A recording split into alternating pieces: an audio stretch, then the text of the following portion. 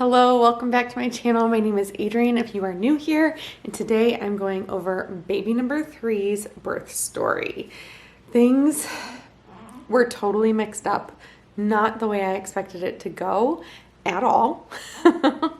And so if you have not watched the vlog that I did, I'm gonna put it up here and in the description down below. Go watch that and then come back to this because I'm gonna go over the big facts and details that happen, but we're gonna get into like the nitty gritty stuff. So he is sitting right here. He's on one of those boppy pillows. He loves this thing. And that's where he will be, but you might hear him in the background. To start off, I went into false labor. I had total false labor, and I'm pretty sure what ended up happening, I want to say they're called prodromal or something like that.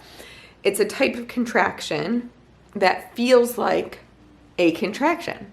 And what happens is they tend to just disappear. And when I was reading through about these types of contractions, it says that even second or third time moms can be thrown off by them because they're real contractions and they're happening and they're coming and then they just disappear. On April 6th, early, like 12:30 in the morning, April 6th, so Sunday night into Monday morning, I started having contractions on the 5th from like 10 to midnight. And they were regular. They were very regular contractions. They were painful, but not super painful. Like on a scale of 0 to 10, maybe a 3 or a 4. I consider myself to have a very low pain tolerance. So that's kind of where I was with the pain of those contractions that night. And I was laying in bed. I would get up and walk around and they would kind of slow down. There would be a larger gap between. And I knew that that was sort of an indicator that this probably wasn't active labor, right? I knew that. But the app is telling me, it keeps saying, go to the hospital, call your doctor, go to the hospital. And Matt was really concerned about having a baby at home. He did not want to be the party responsible for delivering that baby. So he was like, let's just call the doctor and see what they say. So we call the doctor and I tell her what's going on, and I think she could hear in my voice that I was not in very much pain. And she was kind of like, well, I want to tell you just to stay home, but at the same time, like, it's your third baby. Third babies can play tricks on us. Why don't you just come on in? And we'll check you. So when I get there, and note that this is all during our shelter in place experience, right? So I get to the hospital, we walk in, and there's like a checkpoint as soon as you walk into the hospital, and they asked both of us if we had experienced any symptoms. We said no, and then they sent us on our way. We were not required to wear masks. We were just sent on our way. So we get up to triage and I get checked in and the nurse checks me, and it was the most painful check I have ever experienced, ever. Now this is not someone that was with my doctor's office. This was the triage nurse. It was so painful. And she's like, well, you're at a 3, you're about 50% effaced. She was very concerned at that point because she could feel his head, what she thought was his head.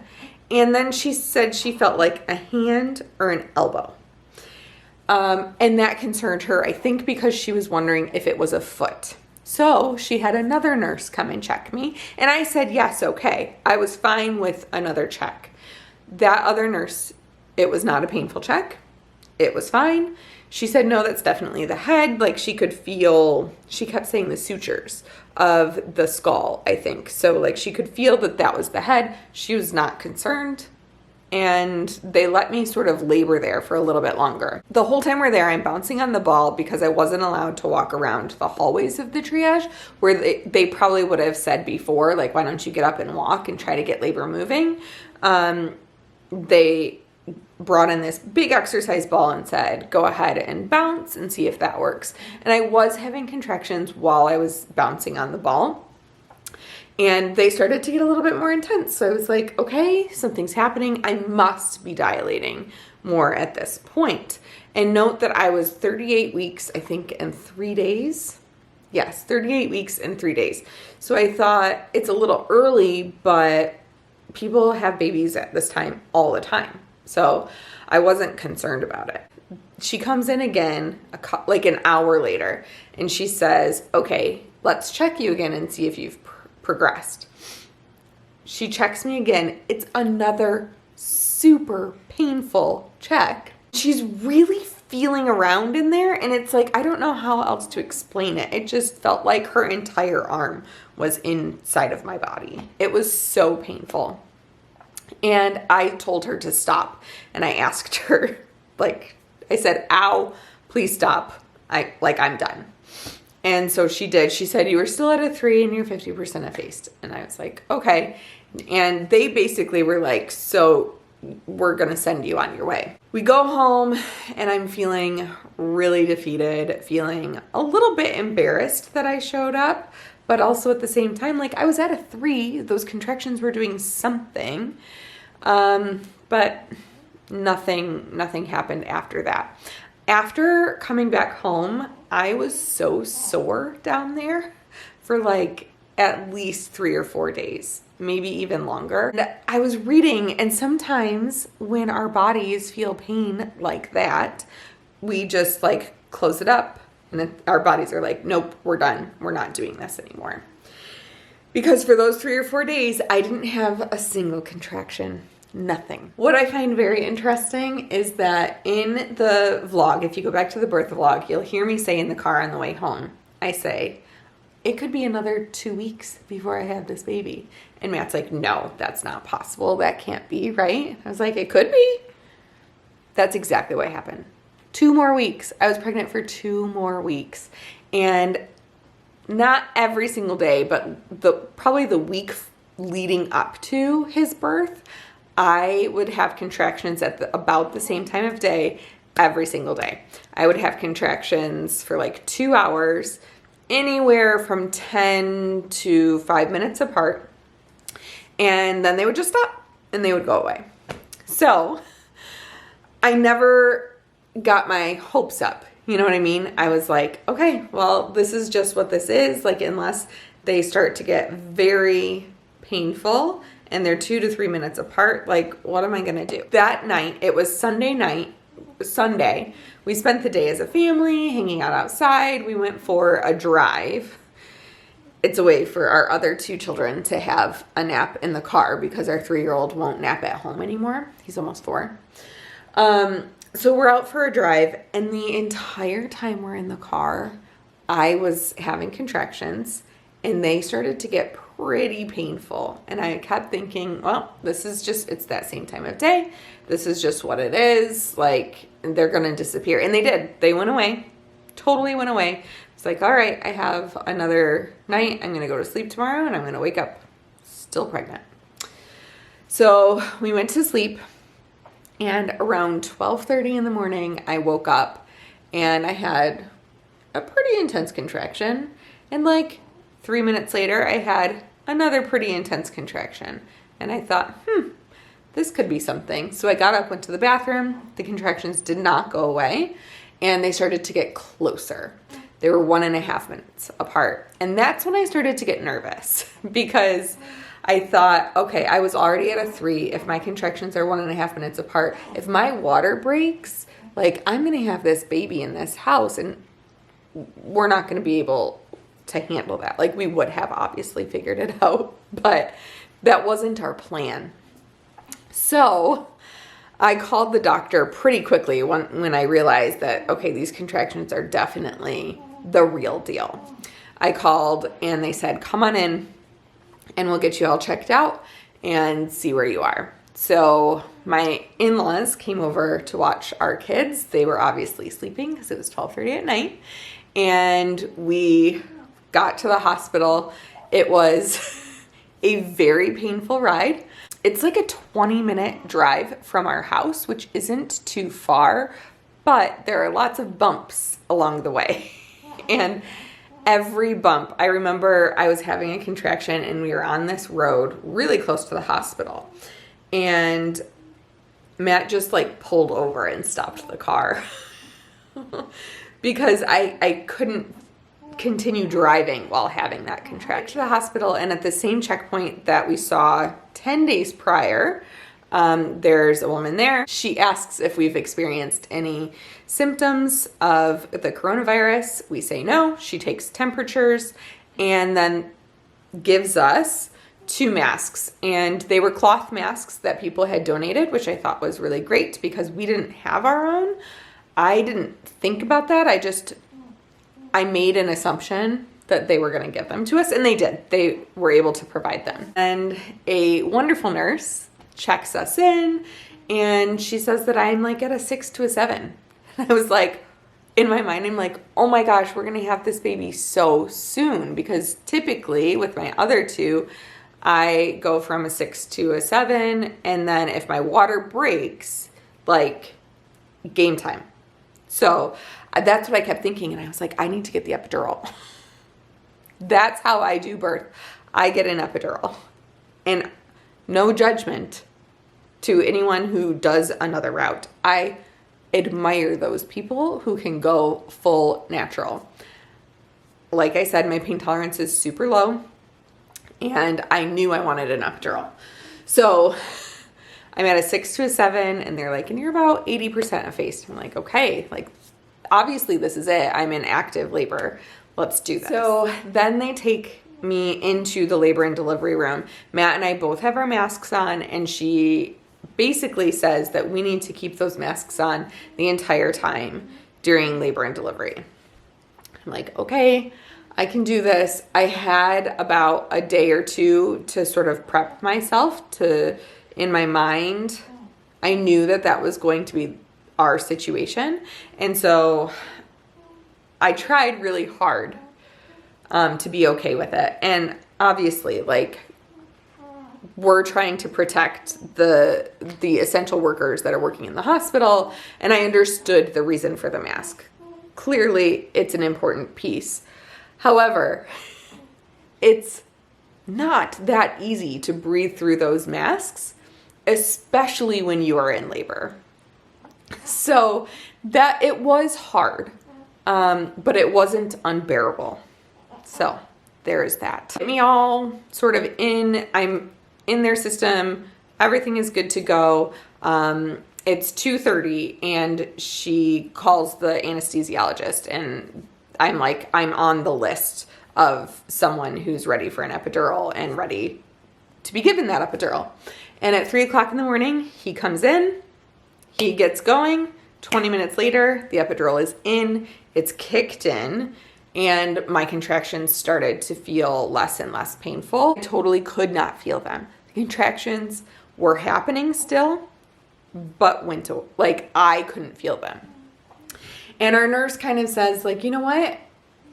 Everybody's comfortable. You've had a long night already, because, I woke up at 12:30 in the morning, went to bed maybe around 11 o'clock that night, woke up at 12:30. So really I had like an hour and a half of sleep.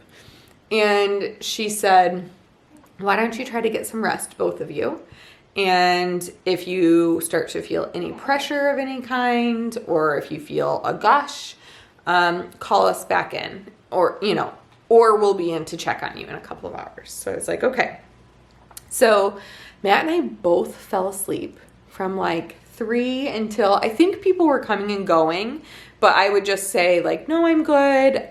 They did put the peanut ball in between my legs. That helps continue progression of contractions and labor and everything. Bless you.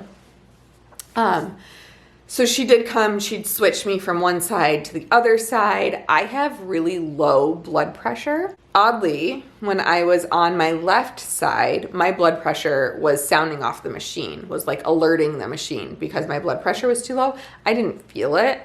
I felt totally normal and fine. So she would come in and switch me over to my right side. but they want to keep you kind of moving back and forth, side to side, so that the epidural is good in both areas and that, everything is still moving. So that was sort of happening between 3 and 6. And at 6 o'clock in the morning, my doctor comes in to check on me. I saw her once earlier beforehand, but she came in and she checked and she said, you know what, let's just break your water. And I was like, yeah, I'm good.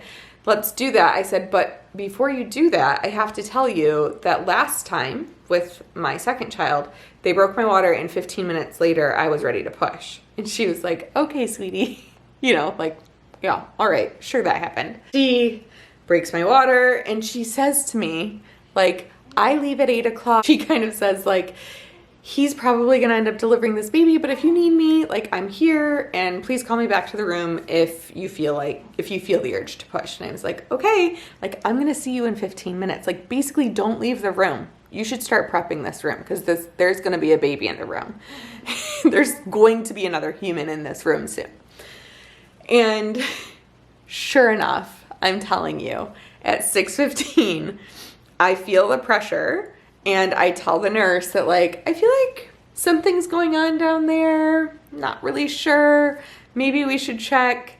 And the nurse checks me and she's like, oh yeah, you're at a 10. Maybe 9.5, but you're at a 10.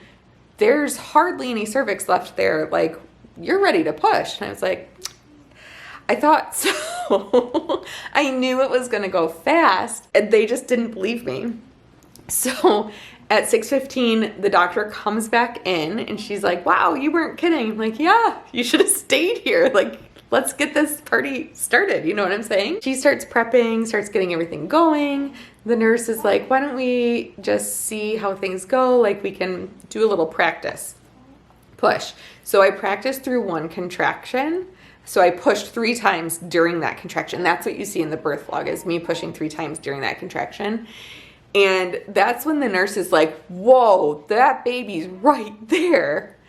And you can hear my doctor kind of say, it's okay. We've got this.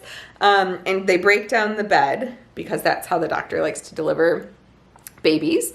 And so the bottom of the bed kind of comes down, I think, so the doctor can get closer. So you can hear all of that happening in the birth vlog. So they're breaking down the bed and the nurse says it again. Whoa, that baby's right there. And another contraction comes and I pushed once and he came out. And the coolest thing about it was that in the other 2 births of our boys, I never felt I didn't feel them coming out. And with Everett, I felt him sliding out. I could feel that movement and it was the coolest thing. I don't know, other people might be grossed out by that, but it was so cool. So I felt him come out and it was literally he fell out because it was that quick. So he came out and everything was looking really, really good. Then of course they have you push out the placenta. The doctor did say that I tore, she said it looked like I tore right over the same scar tissue where I tore with Weston and where I tore with Tucker. So I have a 3rd tear in the exact same spot, but she said that it should heal pretty quickly. Oh, little buddy. And honestly, down there, I feel so much better this time around than I did healing with Tucker. And I think that's because it was such a quick and easy delivery. So after the baby was out, they put him on my chest. I'm still wearing the mask. You can see in the video, the mask that they gave to me was just really big. I have a big head. I have a big face. And the mask that they gave me, I was so grateful for it, but it covered up to my eyes. So I kept trying to pull it down because it was literally, I would close my eyes and I could feel the fabric of it. So it was just a nuisance, right? It wasn't a problem, it was just a nuisance, but it's there on my face and I'm trying to look at my beautiful baby and trying to smell him and trying to like snuggle him and cuddle him, and I have this mask on. And that was where I got a little bit sad, because those are the things that you look forward to. I'm gonna cry. This is so silly because I haven't cried about this. Those are the things that you look forward to as a new mom to a new baby. And that was a little bit hard. As soon as the nurses left, so the baby's on my chest for like an hour, and it takes a while for the doctor to, fix everything up down there and to clean up the room and to do all of those things. And so it felt like forever. And as soon as they left the room, I pulled that mask off my face so I could kiss my baby. God, this is so silly. But I had him on my chest for an hour and I couldn't kiss him. And that, I'm very hormonal. But that was really sad. It was hard. It's so minimal. I have a perfectly healthy baby. And I'm very grateful for the experience. But that was the one thing that I love so much. Baby comes out, you snuggle and you smell and you kiss them. This is a very real update, isn't it?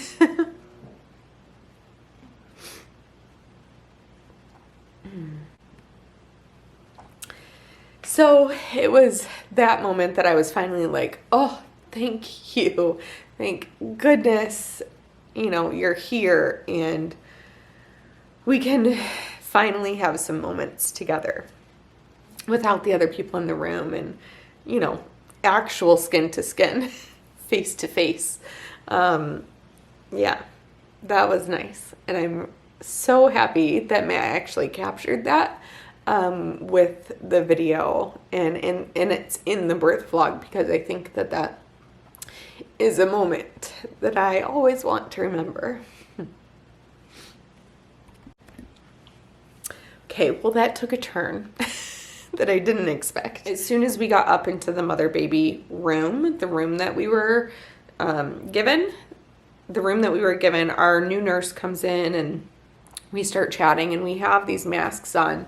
And the nurses are chatting with one another. Our labor and delivery nurse and the mother baby nurse are chatting. And they were like, oh, wait, so what are the rules up here? Do they need to wear the masks or what's going on? And she was like, no, you can take your masks off.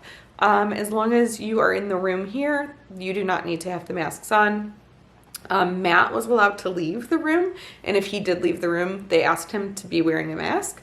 Like if he needed to go to the car or if he needed to go down to the little kitchen area that they have, get coffee or something to eat down there, or if he needed to leave the hospital. He was allowed to do all of that. I was not allowed to leave the room. I couldn't even leave the room to go with my baby to the nursery. They did not want me to leave the room. Matt was allowed to go. He could put his mask on and go with the baby. And he did whenever they took him to get weighed in the nursery. Matt went with, but I was not allowed to go. So that was a little bit different, but it wasn't the end of the world. And because it's our third baby, I was kind of like, well, that's okay. Like I know what the nursery looks like. I know how quickly that process is for just weighing them and all of that. So, in our stay there, we decided just to stay for 24 hours, the least amount of time that we were allowed to. The baby was totally healthy and checked out. I was looking good and checked out. And they said, yeah, if you're ready to go, you can. And because the boys weren't allowed to come to the hospital and because we weren't allowed to have any visitors at the hospital, we decided to come home. I was so anxious to have our boys meet their brother. And I really, really wanted that to happen as soon as possible. And I wanted, to be able to be a family of 5 as soon as we could, and to be in the same space, and to get the boys back to their sort of regular routine. So that was important to me, and I'm glad that we were able to leave as quickly as we could, and I'm glad we didn't have to spend any extra time in the hospital. With our other 2 kids, we stayed as long as we could. Because it's great. You're getting the care that you need. You're getting meals. You're, not bothered by the rest of the world. You're like in this little bubble, and I love that. But during the pandemic, because things were the way that they were, and who wants to spend any extra time at the hospital? Not me. We decided, it's like during this time, so we decided to come home. And now we're here, and we're settling in, and the boys are really, truly, absolutely loving their brother. There are a couple of things, like Tucker's definitely getting a little emotional over things that maybe he wouldn't before, but I think he needs some extra snuggles and cuddles, so I try to give that to him as much as possible. And Weston is really just thriving. I think he's such a good big brother. And Tucker is going to be a really great big brother too. He loves that baby. He wants to give him kisses every time he sees him. And it's adorable, and I love it. But that is sort of the birth story of our baby number 3, and I'm so glad that he is here. If you have any questions, if I didn't cover something, please leave them in the comments down below. I will be sure to respond back to you, and I hope that you guys have a really, really great day. Love you. Hey, little buddy. Hi. How are you?